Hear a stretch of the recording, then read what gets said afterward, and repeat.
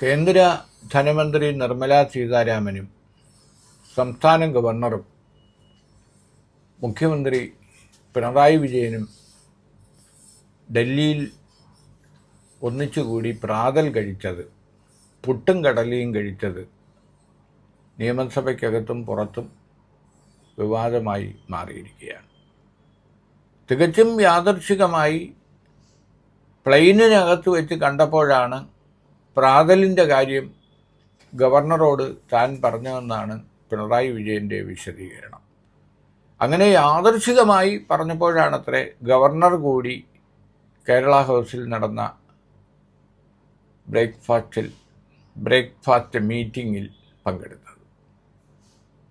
നിർമ്മല സീതാരാമൻ കേരള ഹൗസിലേക്ക് വന്നത് യാദൃച്ഛികമാണെന്ന് അദ്ദേഹം പറയുന്നില്ല. അത് ഇരുകൂട്ടരുടെയും സൗകര്യമനുസരിച്ച് കേരള പ്രത്യേക പ്രതിനിധിയായ KV തോമസ് ഒരുക്കിയ അരങ്ങ് തന്നെയായിരുന്നു. എന്തായാലും ഇതെല്ലാം വിവാദമാകുന്നത് പ്രോട്ടോകോൾ അനുസരിച്ച് മുഖ്യമന്ത്രിയുടെ മുകളിലാണ് ക്യാബിനറ്റ് റാങ്കുള്ള കേന്ദ്രമന്ത്രി, മുഖ്യമന്ത്രിയുടെ മുകളിലാണ് സംസ്ഥാന ഗവർണർ.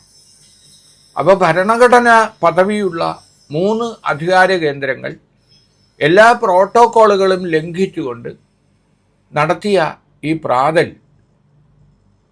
ദുരൂഹമാണ് എന്നാണ് പ്രതിപക്ഷ നേതാക്കൾ ആരോപിക്കുന്നത്. എന്നാൽ ഈ യോഗത്തിൽ കേരളത്തിൻ്റെ ആവശ്യങ്ങളുമായി ബന്ധപ്പെട്ട ഒരു ചർച്ചയും നടന്നില്ല. ഏറ്റവും വിചിത്രം,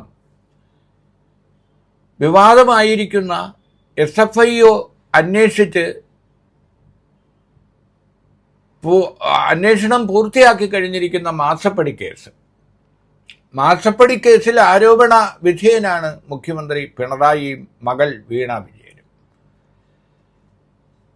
SFIO റിപ്പോർട്ട് ആവശ്യപ്പെട്ടുകൊണ്ട് വിവരാവകാശ നിയമം അനുസരിച്ച് ഒരു ജേർണലിസ്റ്റ് നൽകിയ അപേക്ഷയ്ക്ക് നൽകിയിരിക്കുന്ന മറുപടി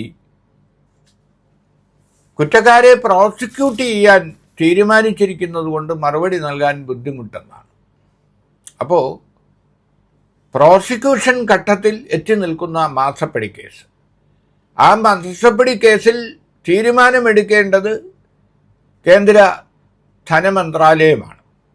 SFIO റിപ്പോർട്ട് നൽകിക്കഴിഞ്ഞാൽ അതിൽ നടപടിയെടുക്കേണ്ട മന്ത്രിയാണ് നിർമ്മല സീതാരാമൻ. അങ്ങനെ മന്ത്രി നടപടി എടുത്തു കഴിഞ്ഞാൽ പ്രോസിക്യൂട്ട് ചെയ്യാനുള്ള അനുമതി കൊടുക്കേണ്ട ആളാണ് കേരള ഗവർണർ.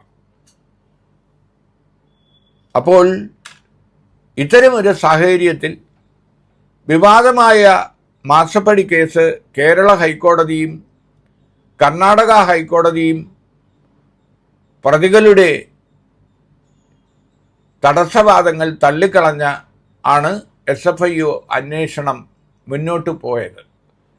ഏറ്റവും ഒടുവിൽ ഡൽഹി ഹൈക്കോടതി വിധി പറയാൻ ഇരിക്കുകയാണ്. ഡൽഹി ഹൈക്കോടതിയിൽ മാസപ്പടി കേസിനെതിരെ പ്രതികൾ നൽകിയ ഹർജിയുടെ സാഹചര്യത്തിലാണ് SFIOയുടെ അന്വേഷണ റിപ്പോർട്ടും പ്രോസിക്യൂഷൻ നടപടികളും വൈകുന്നത്.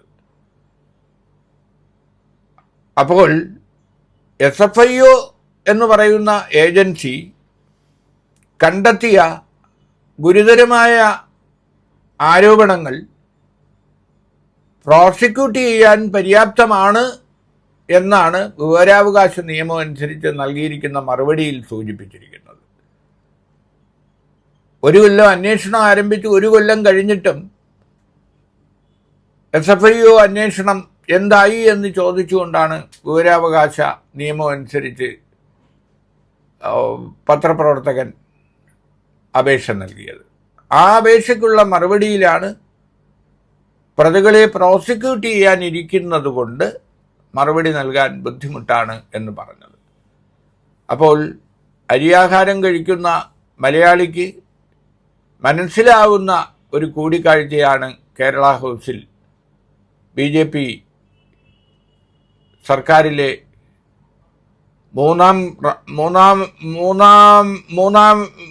മൂന്നാമത്തെ റാങ്കുള്ള നിർമ്മല സീതാരാമനും കേരള ഗവർണറും മുഖ്യമന്ത്രിയും തമ്മിൽ നടന്ന പ്രാതൽ. ഇതിനെല്ലാം അരങ്ങൊരുക്കിയ പ്രത്യേക പ്രതിനിധി കെ.വി. തോമസ് ആണ് എല്ലാ കാര്യങ്ങൾക്കും ചൂട്ടുപിടിച്ചത്.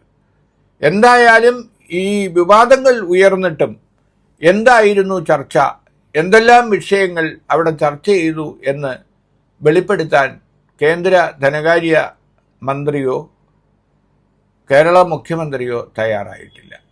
ഇത് ഒരു പ്രാതൽ കഴിക്കൽ മാത്രമായിരുന്നു. കെ.വി. തോമസിൻ്റെ ഭാഷയിൽ പറഞ്ഞാൽ പുട്ടും കടലയും കഴിക്കൽ മാത്രമായിരുന്നു എന്നാണ് അവർ വിശദീകരിക്കുന്നത്.